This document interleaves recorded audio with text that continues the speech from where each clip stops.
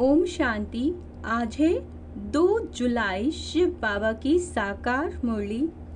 आज मीठे बाबा कहते हैं, मीठे बच्चे, तुम यहाँ याद में रहकर पाप दग्ध करने आए हो, इसीलिए बुद्धि योग निष्फल न जाए। जो आप योग कर रहे हैं वो निष्फल न जाए, इस बात का पूरा ध्यान देना है। प्रश्न, कौन सा सूक्ष्म विकार भी अंत में मुसीबत खड़ी कर देता है? उत्तर, अगर सूक्ष्म में भी लालच का विकार है, कोई चीज लालच के कारण इकट्ठी करके अपने पास जमा करके रख दी, तो वही अंत में मुसीबत के रूप में याद आती है। इसीलिए बाबा कहते, बच्चे अपने पास कुछ भी ना रखो, तुम्हें सब संकल्पों को भी समेट कर बाप की याद में रहने की आदत डालनी है। इसीलिए देही अभिमानी बनने का अभ्यास करना है। ओम शांति। बच्चों को रोज याद दिलाते हैं, देही अभिमानी बनो, क्योंकि बुद्धि इधर उधर जाती है। अज्ञान काल में भी कथा वार्ता सुनते तो बुद्धि बाहर भटकती है, यहाँ भी भटकती है। इसीलिए रोज रोज कहते हैं, देही अभिमानी बनो। वहाँ तो कहेंगे, हम जो सुनाते हैं उस पर ध्यान दो, धारण करो। शास्त्र जो सुनाते हैं वह वचन ध्यान पर रखो। यहाँ तो बाप आत्माओं को समझाते हैं। बाबा क्या समझाते हैं? तुम सब स्टूडेंट देही अभिमानी होकर बैठो। शिव बाबा आते हैं पढ़ाने के लिए। ऐसा कोई कॉलेज नहीं होगा जहाँ समझेंगे शिव बाबा पढ़ाने आते हैं। ऐसा स्कूल होना ही चाहिए। पुरुषोत्तम संगम युग पर स्टूडेंट बैठे हैं और यह भी समझते हैं, परम पिता परमात्मा आते हैं हमको पढ़ाने के लिए। शिव बाबा आते हैं हमको पढ़ाने। पहली पहली बात समझाते हैं, तुमको पावन बनना है तो मामी कम याद करो, परंतु माया घड़ी घड़ी भुला देती है। इसीलिए बाप खबरदार करते, कोई को समझाना है तो भी पहली पहली बात समझाओ कि भगवान कौन है। भगवान जो पतित पावन दुख हरता सुख करता है, वह कहाँ है? उनको याद तो सब करते हैं। जब कोई आफतें आती हैं, कहते हैं, हे भगवान रहम करो। किसी को बचाना होता है तो भी कहते हैं, हे भगवान, ओ गॉड, हमको दुख से लिबरेट करो। दुख तो सबको है, यह तो पक्का मालूम है। सतयुग को सुखधाम कहा जाता है, कलयुग को दुखधाम कहा जाता है। यह बच्चे जानते हैं, फिर भी माया भुला देती है।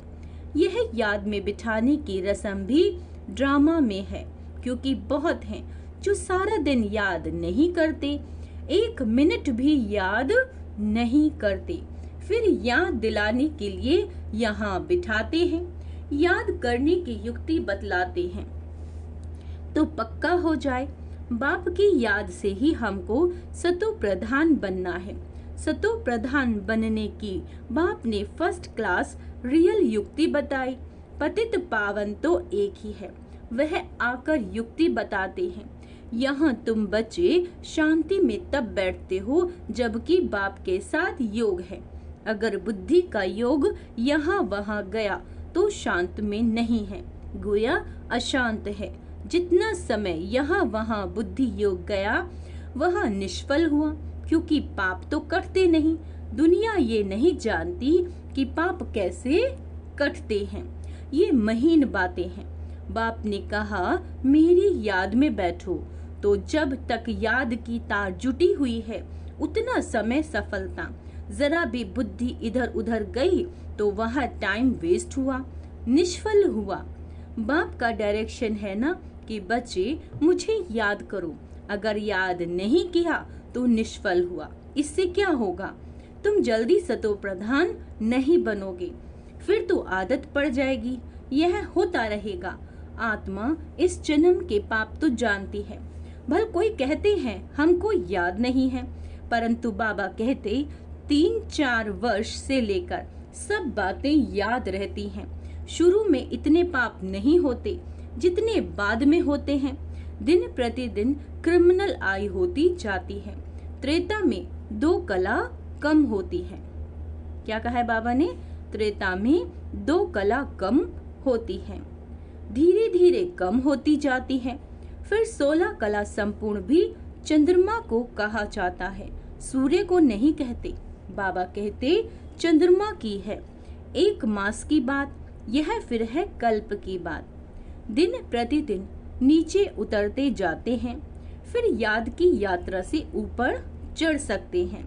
फिर तो दरकार नहीं जो हम याद करें और ऊपर चढ़ें। सतयुग के बाद फिर उतरना है।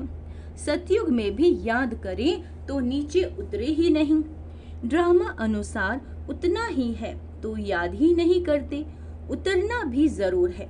फिर याद करने का उपाय बाप ही बतलाते हैं, क्योंकि ऊपर जाना है। संगम पर ही आकर बाप सिखलाते हैं कि अब चढ़ती कला शुरू होती है। हमको फिर अपने सुखधाम में जाना है। बाप कहते अब सुखधाम में जाना है तो मुझे याद करो। याद से तुम्हारी आत्मा सतो प्रधान बन जाएगी। इस दुनिया से निराले हो, इस दुनिया से निराले हो। बाबा कहते बिल्कुल बैकुंठ था, अब नहीं है। कल्प की आयु लंबी कर देने के कारण भूल गए हैं। अभी तुम बच्चों को तो बैकुंठ बहुत नजदीक दिखाई देता है, बाकी थोड़ा टाइम है। याद की यात्रा में ही कमी है, इसीलिए समझाते हैं अभी टाइम है। याद की यात्रा जितनी होनी चाहिए उतनी नहीं है। तुम पैगाम पहुंचाते हो ड्रामा के प्लान अनुसार। कोई को पैगाम नहीं देते तो गोया सर्विस नहीं करते। सारी दुनिया में पैगाम तो पहुंचाना है कि बाप कहते हैं मामी कम याद करो। गीता पढ़ने वाले जानते हैं एक ही गीता शास्त्र है जिसमें यह महावाक्य है, परंतु उसमें श्री कृष्ण भगवानुवाच्य लिख दिया तो याद किसको करें। भल शिव की भक्ति करते हैं परंतु यथार्थ ज्ञान नहीं जो श्रीमत पर चले। इस समय तुमको मिलती है ईश्वरीय मत, इनके पहले थी मानव मत। दोनों में रात दिन का फर्क है। मानव मत कहती है ईश्वर सर्वव्यापी है, ईश्वर की मत कहती है नहीं। बाप कहते हैं मैं आया हूँ स्वर्ग की स्थापना करने, तो जरूर यह नरक है। यहाँ 5 विकार सब में प्रवेश है। विकारी दुनिया है, तब तो मैं आया हूँ निर्विकारी बनाने के लिए। जो ईश्वर के बच्चे बने उनके पास विकार तो हो नहीं सकते। रावण का चित्र 10 शीश वाला दिखाते हैं। कभी कोई कह ना सके कि रावण की सृष्टि निर्विकारी है। तुम जानते हो अभी रावण राज्य है, सभी में 5 विकार हैं। सतयुग में है राम राज्य, कोई भी विकार नहीं। इस समय मनुष्य कितने दुखी हैं, शरीर को कितने दुख लगते हैं। यह है दुखधाम। सुखधाम में तो शारीरिक दुख भी नहीं होते। यहाँ तो कितनी हॉस्पिटल भरी हुई हैं। इनको स्वर्ग कहना भी बड़ी भूल है, तो समझकर औरों को समझाना वह पढ़ाई। बाबा कहते क्या कहते हैं बाबा? यह पढ़ाई कोई को समझाने के लिए नहीं है। वह इम्तिहान पास किया और नौकरी पर चढ़ा। यहाँ तो तुमको सबको पैगाम देना है। सिर्फ एक बाप थोड़े ही देंगे। जो बहुत होशियार हैं उनको टीचर कहा जाता है, कम होशियार है तो उनको स्टूडेंट कहा जाता है। तुम्हें सबको पैगाम देना है। क्या कह रहे बाबा? तुम्हें सबको पैगाम देना है और पूछना है भगवान को जानते हो? वह तो बाप है सबका। तो मूल बात है, क्या कहा है बाबा ने? मूल बात है बाप का परिचय देना, क्योंकि कोई जानते ही नहीं है। बाबा कहते ऊंचे ते उच्च भगवान है, सारे विश्व को पावन बनाने वाला। सारा विश्व पावन था जिसमें भारत ही था, और कोई धर्म वाला कह ना सके कि हम नई दुनिया में आए हैं। वह तो समझते हैं हमारे से आगे कोई होकर गए हैं। क्राइस्ट भी जरूर कोई में आएगा, उनके आगे जरूर कोई थे। बाप बैठ समझाते हैं, मैं इस ब्रह्मा तन में प्रवेश करता हूँ। यह भी कोई मानते नहीं कि ब्रह्मा के तन में आते हैं। अरे ब्राह्मण तो चाहिए जरूर। बाबा कहते, ब्राह्मण कहाँ से आएंगे? जरूर ब्रह्मा से ही तो आएंगे ना। अच्छा, ब्रह्मा का बाप कभी सुना? वह तो ग्रेट ग्रेट ग्रैंडफादर, उनका साकार फादर कोई नहीं। ब्रह्मा का साकार बाप कौन? कोई बतला न सके। ब्रह्मा तो गाया हुआ है, प्रजापिता भी है। जैसे निराकार शिव बाबा कहते, उनका बाप बताओ, फिर साकार प्रजापिता ब्रह्मा का बाप बताओ। शिव बाबा तो अडॉप्ट किया हुआ नहीं है, यह अडॉप्ट किया हुआ है। कहेंगे इनको शिव बाबा ने अडॉप्ट किया, विष्णु को शिव बाबा ने अडॉप्ट किया। ऐसा नहीं कहेंगे, यह तो तुम जानते हो, ब्रह्मा सो विष्णु बनते हैं, अडॉप्ट तो हुआ नहीं। शंकर के लिए भी बताया, उनका कोई पार्ट है नहीं। ब्रह्मा सो विष्णु, विष्णु सो ब्रह्मा। यह 84 का चक्र है। शंकर फिर कहाँ से आया? उनकी रचना कहाँ है? बाप की तो रचना है, वह सब आत्माओं का बाप है। बाबा कहते, प्रजापिता ब्रह्मा का बाप बताओ। शिव बाबा तो अडॉप्ट किया हुआ नहीं है, यह अडॉप्ट किया हुआ। कहेंगे इनको शिव बाबा ने अडॉप्ट किया, विष्णु को शिव बाबा ने अडॉप्ट किया। ऐसा नहीं कहेंगे, यह तो तुम जानते हो, ब्रह्मा सो विष्णु बनते हैं, अडॉप्ट तो हुआ नहीं। शंकर के लिए भी बताया, उनका कोई पार्ट है नहीं। ब्रह्मा सो विष्णु, विष्णु सो ब्रह्मा। यह 84 का चक्र है। शंकर फिर कहाँ से आया? उनकी रचना कहाँ है? बाप की तो रचना है, वह सब आत्माओं का बाप है। और ब्रह्मा की रचना सब मनुष्य। शंकर की रचना कहाँ है? बाबा पूछते हैं। शंकर से कोई मनुष्य दुनिया नहीं रची जाती। बाप आकर ये सब बातें समझाते हैं, फिर भी बच्चे घड़ी घड़ी भूल जाते हैं। क्यों? क्योंकि हर एक की बुद्धि नंबर वार है ना। जितनी बुद्धि टीचर की पढ़ाई धारण कर सकते हैं, जितनी बुद्धि उतनी टीचर की पढ़ाई धारण कर सकते हैं। ये है बेहद की पढ़ाई। पढ़ाई के अनुसार ही नंबरवार पद पाते हैं। भल पढ़ाई एक ही है, मनुष्य से देवता बनने की, परंतु डायनेस्टी बनती है ना। यह भी बुद्धि में आना चाहिए कि हम कौन सा पद पाएंगे। राजा बनना है तो मेहनत का काम है, राजा बनना तो मेहनत का काम है। राजाओं के पास दास दासियां भी चाहिए। अच्छा, दास दासियां कौन बनते हैं, यह भी तुम समझ सकते हो। नंबर वार पुरुषार्थ अनुसार हर एक को दासियां मिलती होंगी, तो ऐसा नहीं पढ़ना चाहिए जो जन्म जन्मांतर दास दासी बने। पुरुषार्थ करना है उच्च बनने का।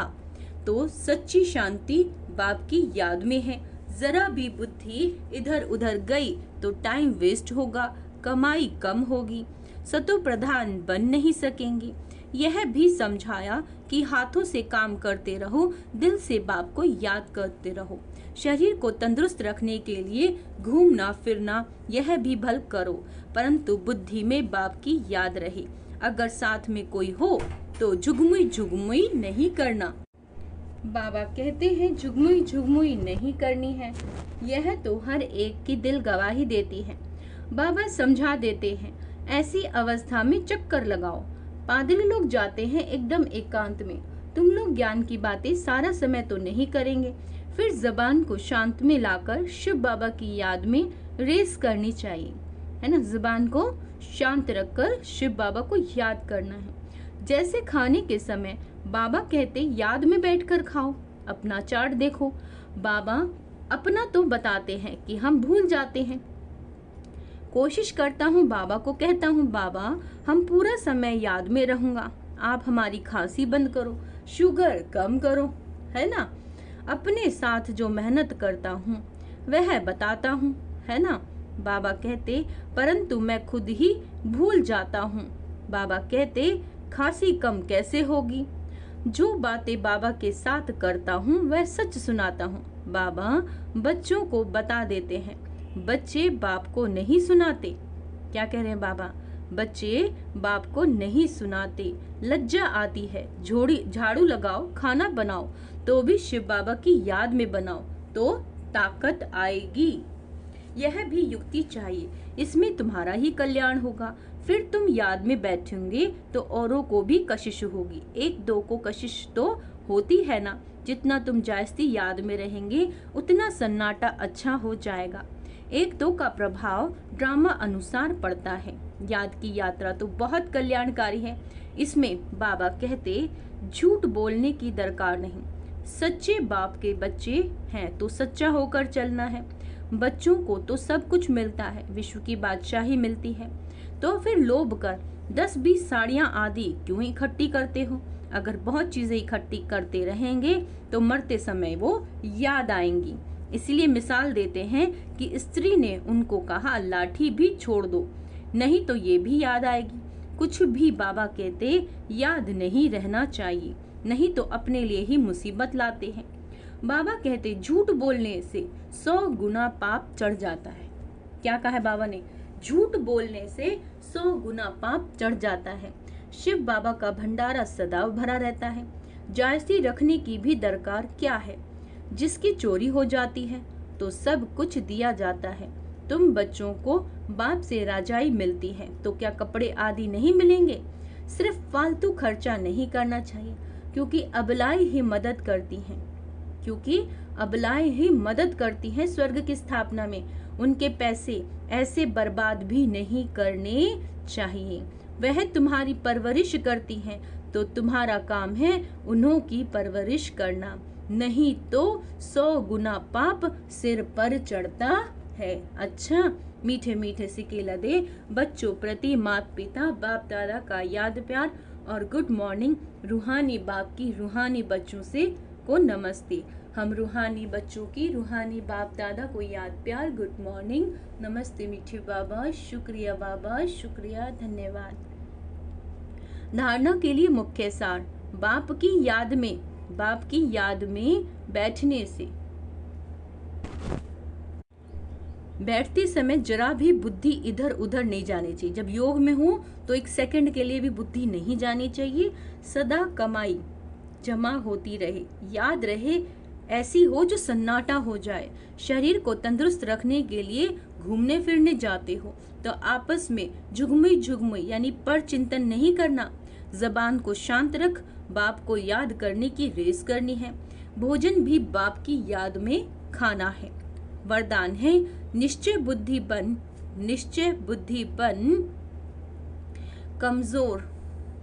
कमजोर संकल्पों की जाल को समाप्त करने वाले सफलता संपन्न भव। अभी तक मेजॉरिटी बच्चे कमजोर संकल्पों को स्वयं ही इमर्ज करते हैं। सोचते हैं पता नहीं होगा या नहीं होगा, क्या होगा। यह कमजोर संकल्प ही दीवार बन जाते हैं और सफलता उस दीवार के अंदर छिप जाती है। माया कमजोर संकल्पों की जाल बिछा देती है, उसी जाल में फंस जाते हैं। इसीलिए मैं निश्चय बुद्धि विजयी आत्मा हूँ। सफलता मेरा जन्म सिद्ध अधिकार है। इस स्मृति से कमजोर संकल्पों को समाप्त करो। स्लोगन, तीसरा, ज्वालामुखी नेत्र खुला रहे तो माया शक्तिहीन बन जाएगी। ज्वालामुखी नेत्र खोल के रखना है, तभी कह रहे हैं बाबा माया कमजोर हो जाएगी। आज का स्वमान अभ्यास करेंगे। मैं निश्चय बुद्धि विजयी आत्मा हूँ। सफलता मेरा जन्म सिद्ध अधिकार है। अच्छा, ओम शांति।